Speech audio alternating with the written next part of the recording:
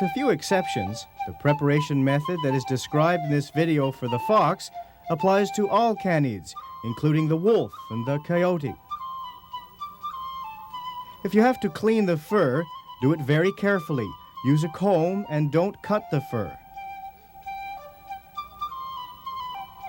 Wearing surgical gloves is strongly recommended when preparing fox pelts, as foxes can carry rabies. Like lynx, most foxes have fleas. To get rid of the fleas, spray the fur with an insecticide and put it in a closed plastic bag for about 2 hours. The longer you wait before skinning a fox, the harder it is to do, as the flesh dries and becomes difficult to remove. After carefully brushing the fur, the trapper hangs the animal by its hind legs on a gambrel. As is the case for the coyote and the wolf, it's better to start skinning by the forelegs. He makes an incision on the inner side of the forelegs, a little above the elbow joint. Next, he goes around the foot and loosens the skin with his fingers. With the fox and the coyote, the claws are left on the carcass. Wolf claws, however, remain on the pelt. Wolf pelts may be used for decoration, such as rugs or wall murals. The claws, then, are left on by cutting the pelt at the toes.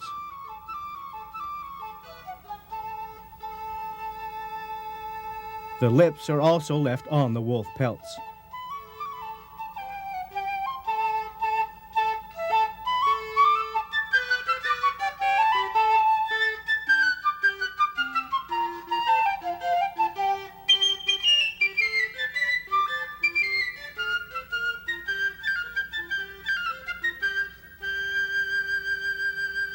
After skinning the front legs, the trapper hangs the animal a little lower to begin skinning the rear legs.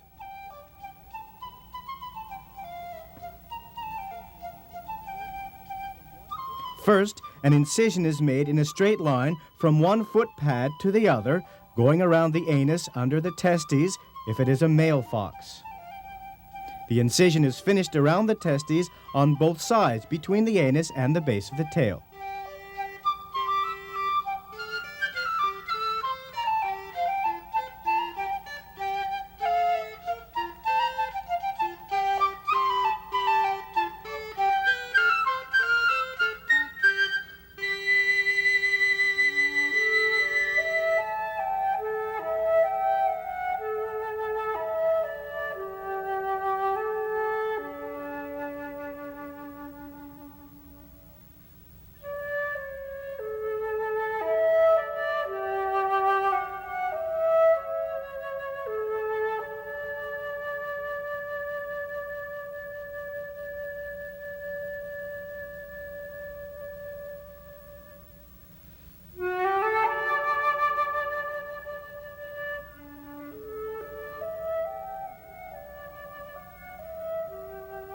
You then loosen the hind legs up to the thighs. Use your fingers as much as possible. Fox leather is so thin that if your knife slips, it could go right through the leather.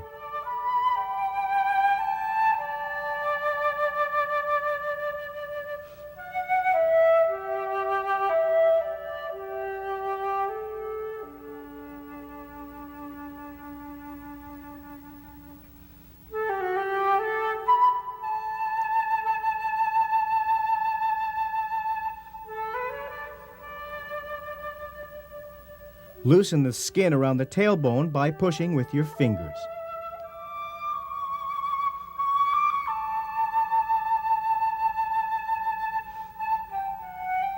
Finish off with the tail stripper.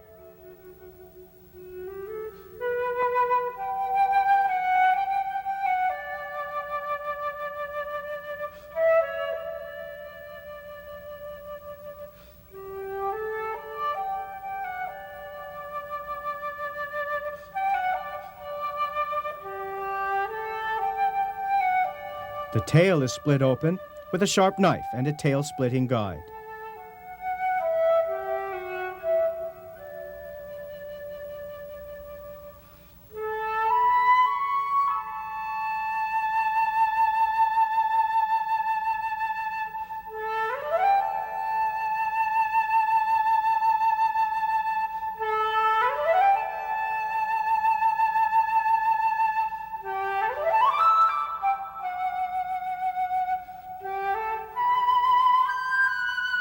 Once the tail has been skinned, the trapper puts the fox back in its original position and continues to skin with his hands.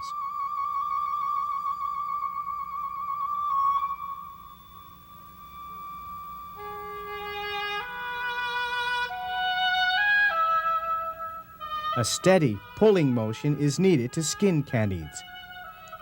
The pelt is pulled down slowly to the shoulder area.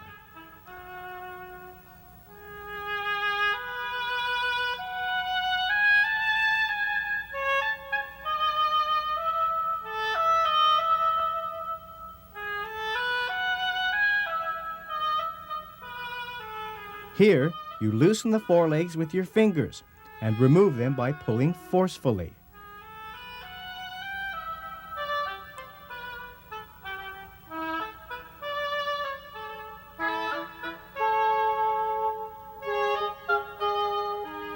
The head is skinned in the same way.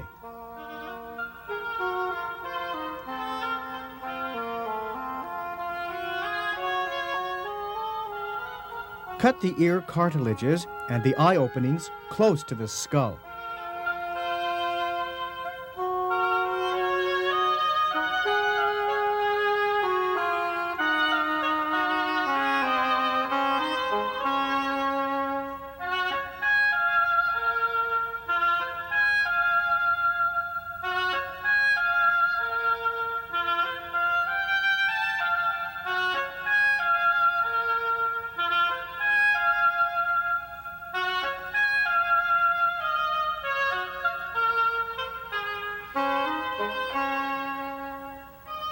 Be very careful when skinning the lips and the nose.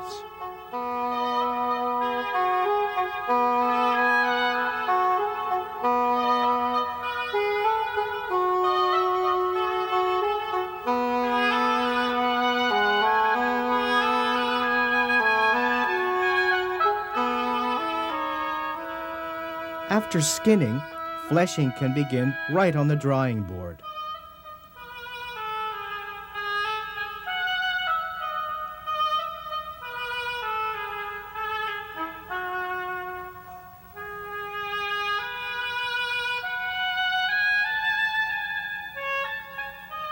It is important to take off the ear cartilages, otherwise they will rot.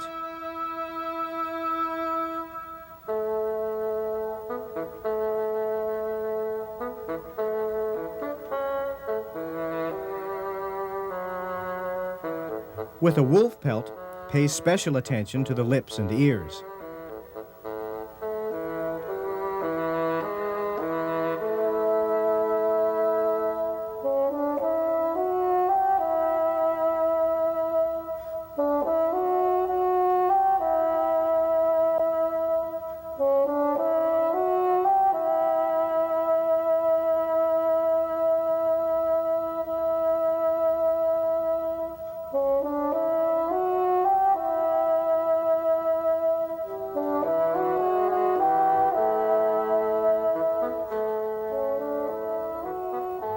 Attach the nose to the board first, so that it stays in place. Use a split board.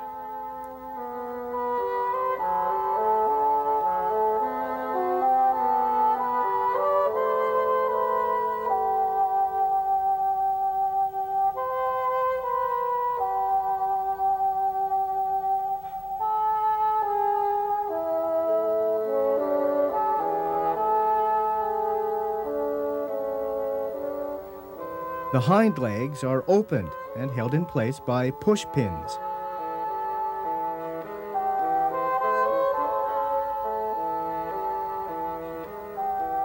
For both lynx and canids, foot paddles are used to spread the forelegs so that they will dry well. The pelt will be dried for between 12 and 15 hours. Then it will be taken off the board and turned inside out so that the fur is inside. It's put back on the board with the front legs inside to finish the drying. This part of the process will be seen in the video on the lynx, as the same technique is used. The bottom of the pelt is then attached to each side of the board. Finally, the tail is spread out flat and attached with 2 rows of push pins. The last step is to open the 2 parts of the board about a ½ inch to obtain the optimal stretching for the pelt.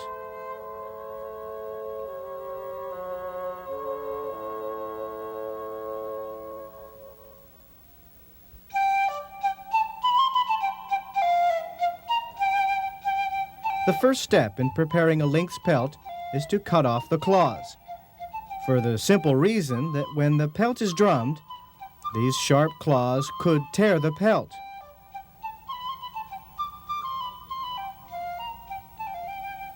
They can also be left on the carcass. The easiest way to declaw is to use pliers. Finish the procedure with a knife. The leather on lynx pelts is quite thin, so be careful during skinning. A slip of the knife may cut the leather. Remember, a good quality lynx pelt is very valuable. When the claws have been removed, start skinning at the forelegs. Using a sharp knife, make an incision behind the leg from the foot pad to the elbow joint. A cut is also made along the toes to loosen the skin from the foot and to keep as much fur as possible.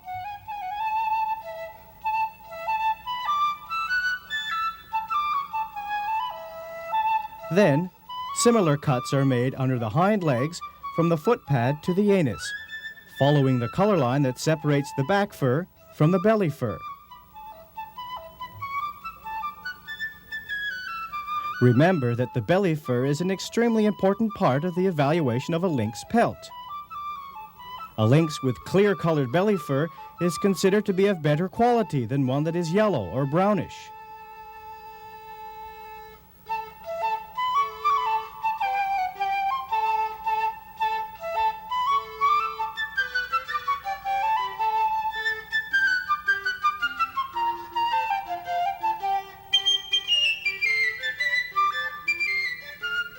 Make an incision on the other leg that meets the first incision near the anus.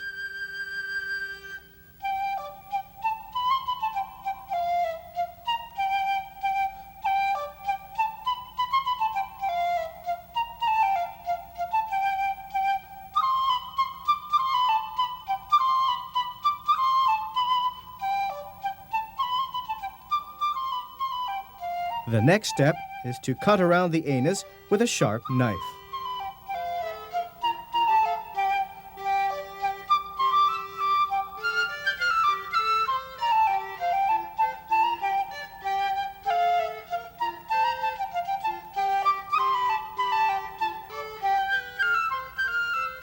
Now the forelegs can be skinned. Use your fingers as much as possible to separate the skin from the carcass. Use the knife very carefully in this area. Always keep in mind that working with your hands is safer than working with a knife. Remember, too, that wearing surgical gloves is recommended for any type of skinning. It's important to begin the skinning by the forelegs. This makes the rest of the work easier. Now we go to the next step, which is to free the hind legs. Again, be careful not to put your knife through the leather, and take special care in the testes area. You can separate them from the leather with your fingers, and then cut the penis opening with a knife.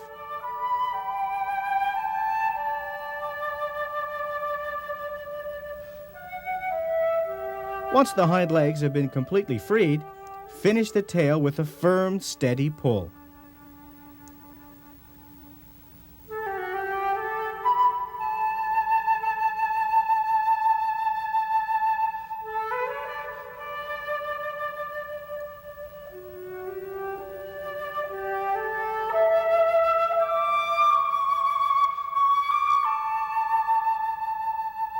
Then slit it lengthwise with a sharp knife.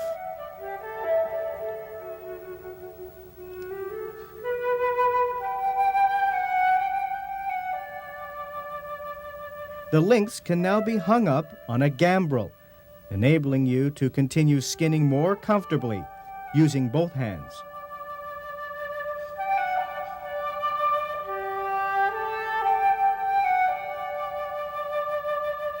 Pull the skin down steadily to the front legs, which have already been loosened.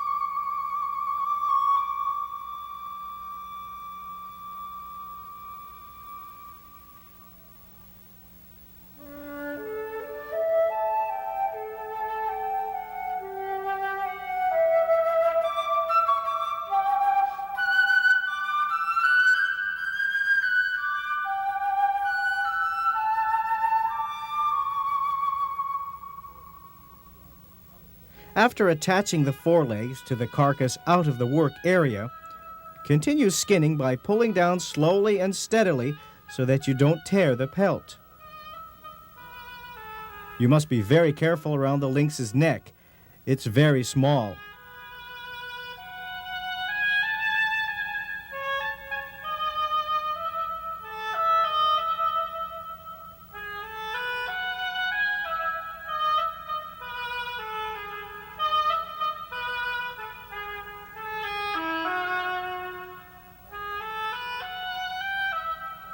Then the skin around the head is loosened very carefully, using a knife. Make sure not to cut any veins.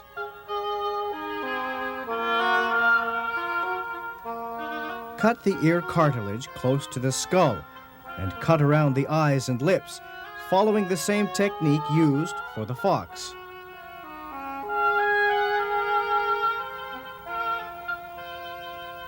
When the skinning is finished, the lynx is placed on the fleshing beam to remove the flesh and fat that is sticking to the pelt. This can also be done right on the drawing board.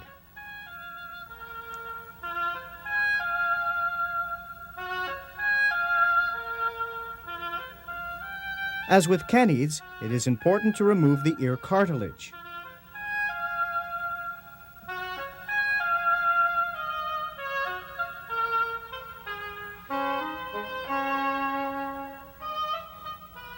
The trapper then takes off any excess fat on the skin with a dull knife or a spoon.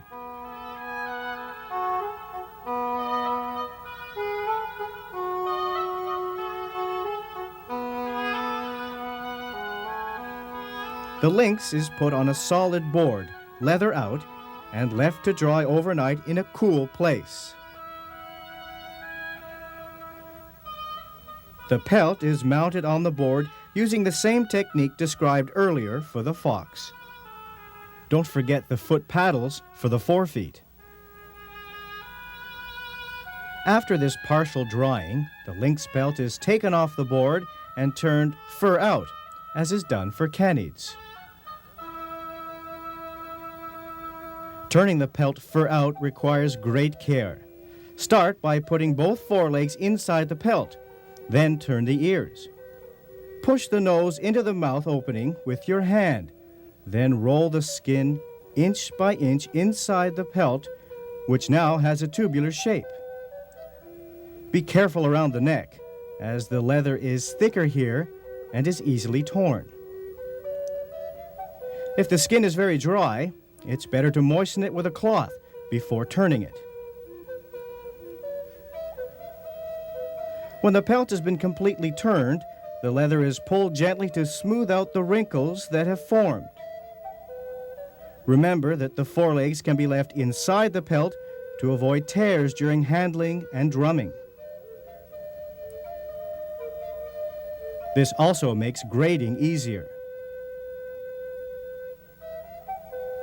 The last step is to put the pelt back on the board to finish drying. Make sure the nose is touching the top of the board. The pelt is stretched back to the same length it was before being turned.